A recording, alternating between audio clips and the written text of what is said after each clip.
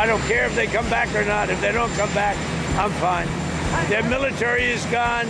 Their missiles are largely depleted. The manufacturing capability for missiles and drones is largely defeated. US President Trump there speaking to reporters following the collapse of weekend ceasefire talks between Washington and Iran in Pakistan. President Trump went on to announce a blockade of the Strait of Hormuz, spiking oil prices, of course, this morning. The blockade is set to begin today at 3 p.m. UK time, so 10 a.m. Eastern time. The move set to halt at least 2 million barrels a day of Iranian oil flowing through the critical waterway. Let's bring in Bloomberg Horizons anchor Joumanna Bercetche, who's, of course, bringing us updates from the region. Get us up to speed then, Joumanna. We look ahead then to this blockade.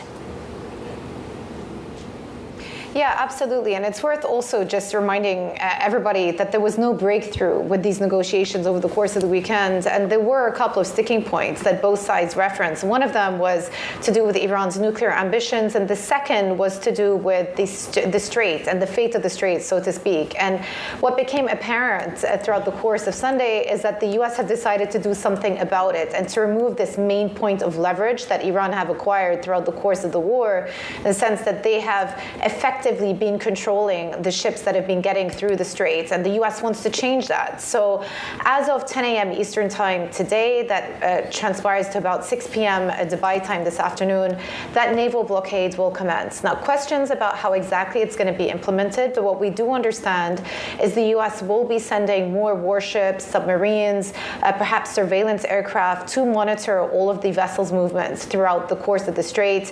President Trump has also said that they will start interdicting any ships that agree to pay a fee or a transit fee to get through. And then they will begin with the minesweeping exercises as well, possibly by deploying specialists or even submarines in that space too. So that's where it comes to sort of the logistics of it. A lot of questions remain, namely whether other countries will be participating as well, whether this will go alongside assistance from the Gulf states, from European nations, from NATO allies possibly. Second question is, in effect, what does it actually mean? Because you have many friendly, quote unquote, countries to Iran, the likes of China, for example, that have been using that route with the permission of the Iranians. Will the U.S. effectively stop or try to stop some of those tankers from passing through? And if so, what will be the response out of some of those key countries? The second question is, how will Iran respond to it? And are we moving to a situation where this war will shift towards a new maritime front, and that the Iranian military will be incentivized to also go after these U.S. naval warships that are going to be deployed as well? Could that undermine the ceasefire that is in place? So still a lot of questions, but what I will say is that for the time being, the ceasefire in the region that is expected to expire on April 22nd is still being upheld. That could all change in the next 24 hours.